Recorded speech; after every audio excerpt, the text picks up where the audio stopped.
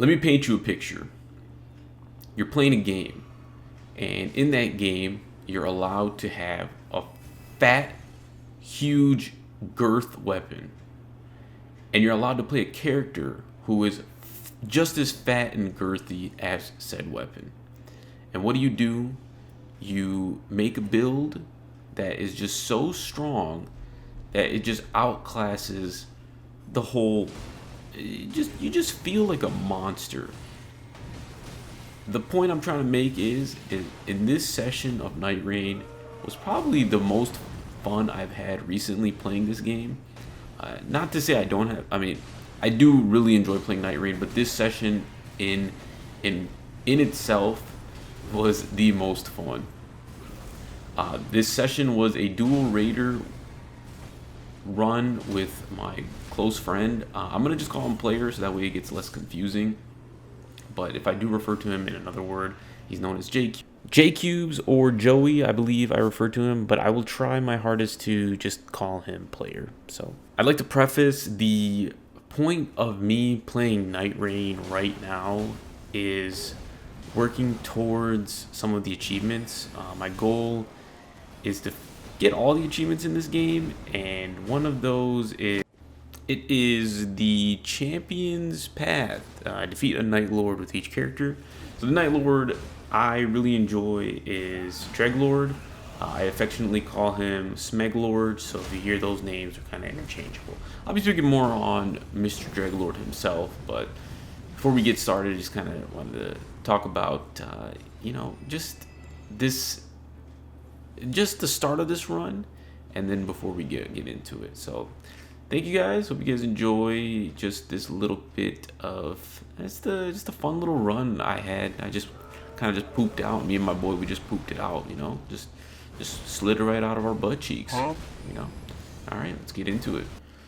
So before this run even starts, I wanted to tell y'all how I was prepping beforehand. Like I mentioned in the intro, me and my pirate crew have been fighting Dreglord on repeat so I can get that achievement. Some characters I've been stuck on for a bit, and I thought I would at least have some good relics and a good build for this particular run. So I did some of Raiders Remembrances, because those usually give you decent relics and even a special chalice. I was actually really happy with the build I had going. It sounded and looked pretty strong, so I was feeling really confident. So confident, in fact, that I remember telling Joey, my duo, that we were going to ace this first try. Now, did you catch that? All the keen-eyed gamers in the chat, I assume you did. But for my less astute, let's rewind the footage. Bam. My stupid ass forgot to pick the OP build I had made. I wanted to hang from a ceiling fan at this moment and even contemplated restarting, but hey, it was the first run I was doing with Raider on Dreglord. Now I have played Dreglord. I wish I could play Dreglord. I have played Raider before. He was actually my first starting character I played because I just love having two huge, massive things in my hand. Oh my god, bro. Oh, hell no, man. What the fuck? Sus things aside, I love playing just like the really strong, strength-focused characters or builds. So that's what gravitated me towards Raider at the start of me playing Nightreign. Oh, it's been a long time since then. It's probably been almost half a year since. Actually, I think my crew, I think I started playing this game, I want to say, I could probably just check my Steam right now, but I want to say probably like November-ish, maybe around then. But it's been a long time since then, and I don't really play Raider as much. Now, my duo here, he's mainly a Raider and Executor main. He's been playing a lot of Executor lately, so him getting back on Raider was a little he had to, pick up the, I don't know what kind of metaphor I could use here, but something that kind of fits in where you're picking up the something or other after a bit. Yeah. Anyway, I'm getting back on Raider. It's been a while, and so it's gonna take me. It's a little bit of different play style. I've been playing lots of Guardian lately. Guardian has been Guardian is really fun. there's something about using a shield and just like mogging on dudes that are just trying to attack you. I also just recently figured out how to counterattack with the shield. Yes, I probably have put in maybe like 20 hours with Guardian, and just recently I found out how to counterattack with a shield. So I wanted to, I don't know if you saw right there, I picked up the skill Silver Scarab. Now before I picked up this Silver Scarab, I never gave it a chance. I was under the impression the item, the talisman, the Silver Scarab, what it does is it boosts item discovery. In my plebeian mind, I thought that this meant it just makes enemies drop more items. Now, when I was speaking with Joey, he was telling me, he was like, nah, I think it gives you rarer items. And I was like, nah, man, you don't know what you're talking about, bro. Trust me. No, I didn't say that. I was like, wait, really? You think that? So I kept it on. And I wish I could say I kept it on for the test. I just kept it on. And then I was starting to, like, I just want you guys to pay attention to my drops. Because the drops, I mean, I don't want to spoil it. So here we go, double tower. We put 2 towers on. Put a tower on gaming.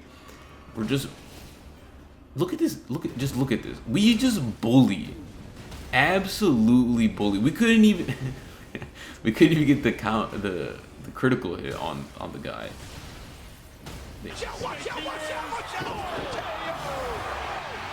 Ancient hero Zaymore. We couldn't even get the counter hit on it. Again, we couldn't get the counter hit on him because we were just beating his ass so hard. So first drop with item discovery. Oh, let's see what we get. And nothing really too good for me. But I did find this spear, and that spear, the only reason why I picked it up was because the secondary effect on it is raises melee attack power. So I thought it would be good to just have it in my offhand. And while we were running up to do the rest of the castle, we do get Isekai. Now, this is a great thing. The balancers for scrubs like me are a godsend. If you don't know, the balancer's ability or blessing or whatever you want to call it, will on a, I don't know the exact percentage chance, but on a death or a fall or a down, you have a chance to get back up. So for this balancer's mini arc that we went through, I'm gonna super high speed fast forward through all of it. Just a little breakdown of what we did.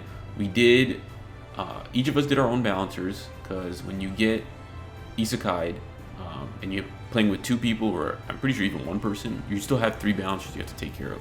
So we each did our own balancer, and then in between there was an Evergale that was on the way to the final balancer. I'll give some tips if anyone has any issues with balancers, because they are easy. They can be easy if you go about it in a smart way.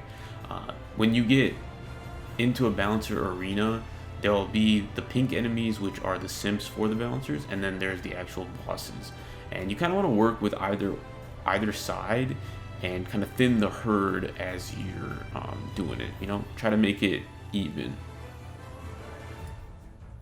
Weapon, or I think I was gonna take that colossal weapon, but I saw maximum stamina. I'm definitely taking the maximum stamina instead. A little bit of misplay here on my part. So this is the Assassin's Creed. This is what we call Assassin's Creed. Was in here for a bit. At this moment, zone was closing in and getting ready for the day 1 boss, and we were trying to look for extra experience. I was hanging around here and I didn't realize that this was an invasion. When these places have invasions, they're like, the invaders are super, like, just really annoying if you're not prepared for them or not ready for them, and I was not ready for them. So I got caught off guard. I totally wasn't expecting an invader. Luckily, Player, I'm just gonna call him Player, he was close by and he was able to pick me up.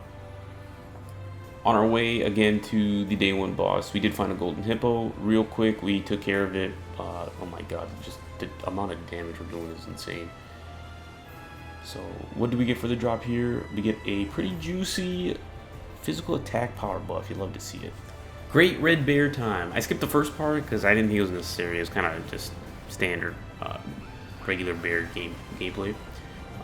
And this guy kind of gives some trouble. He does kind of, as you saw right there. I am playing a little bit, to keep in mind, I am playing a little bit dangerous because I have the balancers to kind of, safeguard me, I guess. So here, we're just being on the Great Red Bear. This guy kind of is a little bit of a tank. He can be a little bit of a problem if you're not prepared for him. His attack pattern is very simple in design, but right there, I don't know what happened.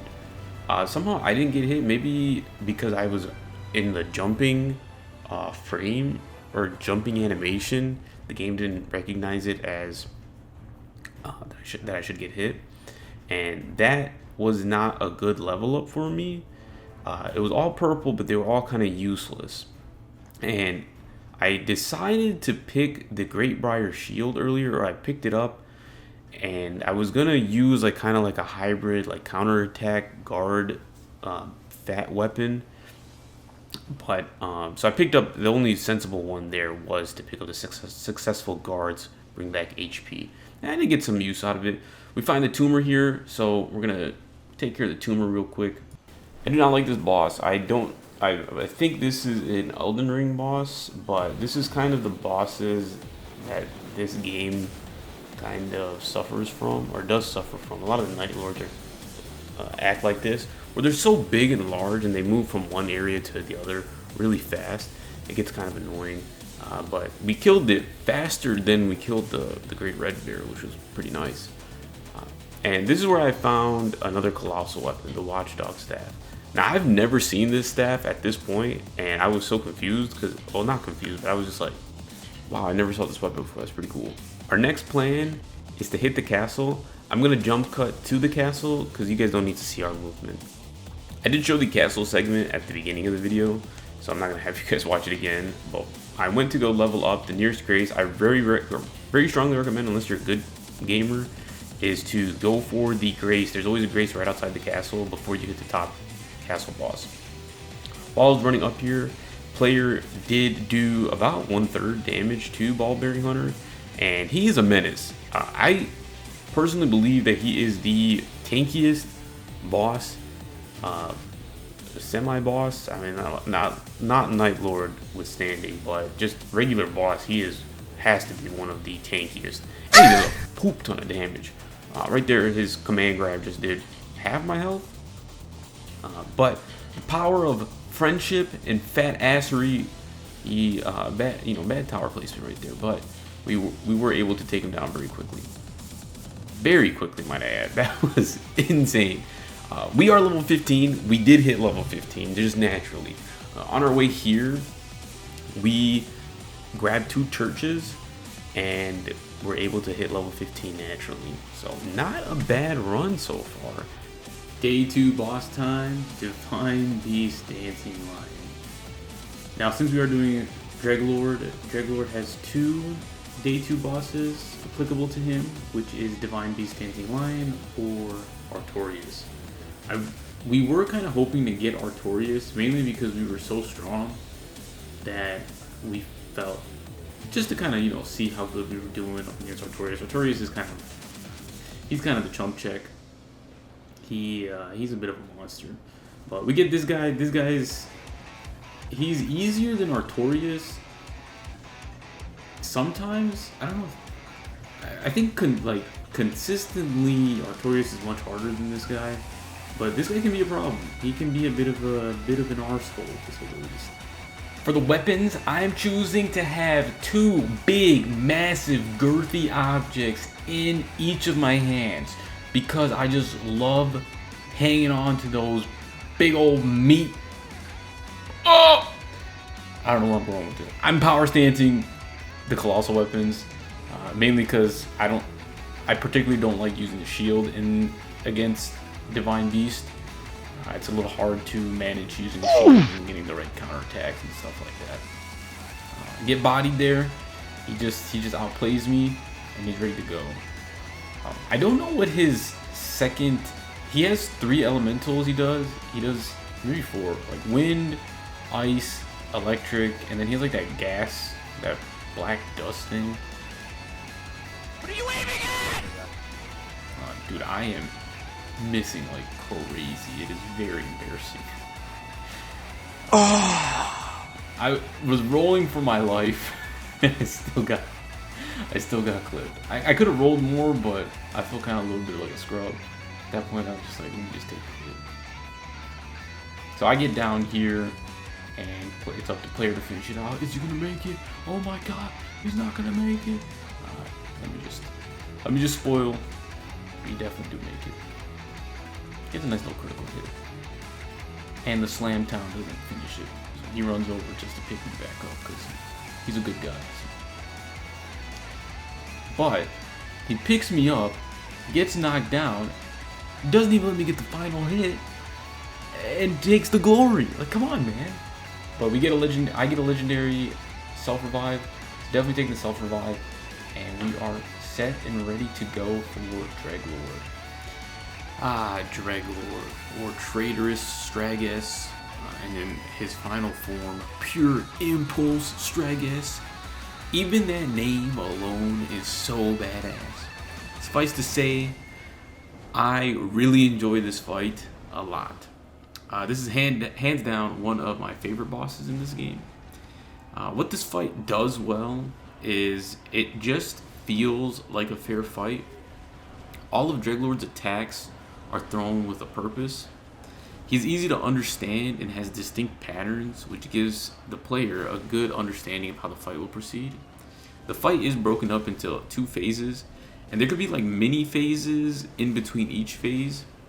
What I'm trying to say is that in his first phase, once you whittle away like 1/3 of his HP, he'll do a giant slime pool like that, and then which will spawn in his minions. And then that's when you gotta watch out for the Scarlet Rot pools, as well as the giant chodes that hang around and are really annoying. And I don't think they one-shot, but they definitely... I have definitely felt like I've gotten one-shot by them. One or a few times.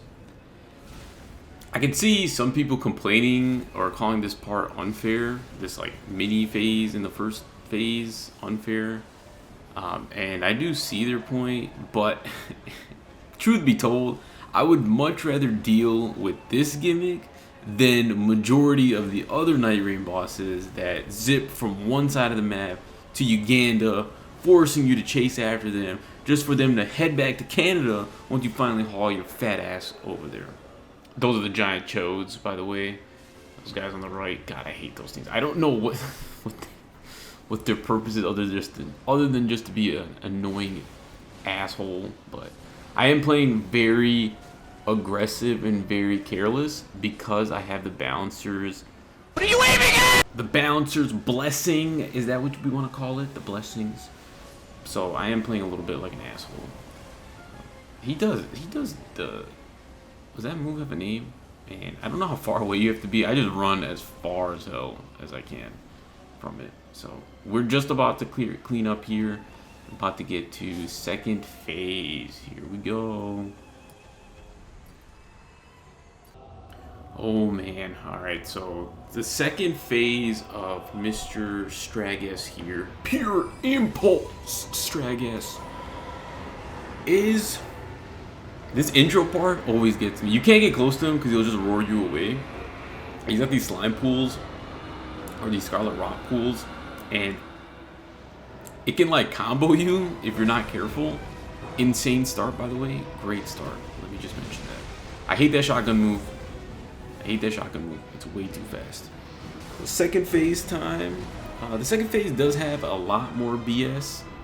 The shotgun blast move is insanely fast and doesn't seem reactable, at least to an unk like me. The next move of his, which is really BS, is his tower move. He does it way later on in the fight though, which I believe he can only do it twice. I have never had the fight drag on so long that he's done the tower move more than twice. But the timing of it, so the first time he does it, I don't think he locks onto someone. I think he just goes to the middle of the arena.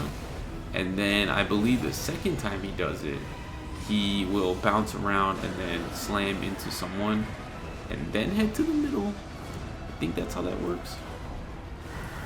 I do like that move a lot though. The giant meatball slam. Mainly because it's very satisfying to dodge. So here you go. This is the tower move I was talking about. I don't know what it is about the pianos that do that thing that. But it's like it kind of puts me on edge. I think this fight as a spectacle is really. It's really just the background and the arena is really cool. The music is fantastic. It really just sets the mood and the pacing for it. And the boss is he's just a really, he looks really cool too. I think he's an insanely cool looking boss. I would love to know the lore. I know no lore about this game. Overall, great boss fight and definitely my most done boss for sure. Funny little thing I want to share is when I first played this game with my buds, we played it when the DLC was already out, and in the current list of the bosses, Dreglord actually shows up before the night aspect, which is the final boss of the base game. So we were going down the list of the bosses, and we actually beat Dreglord first, thinking he was just another boss and not the final boss. So there you have it. Dreglord, I didn't beat him yet, but Dreglord being first try, first raider attempt in a long while, no relics. I did not play very well at all. I played I did not play too hot, but still got the job done. Raider is insanely fun if you're into fat, thick, juicy meat, just slangers. He is very enjoyable and just goes to show you if you have just good synergy with someone, this game is very fun to play, and you can get the bosses done. I think it depends on the boss, but Dreglord for sure feels like he's more of a fair boss. So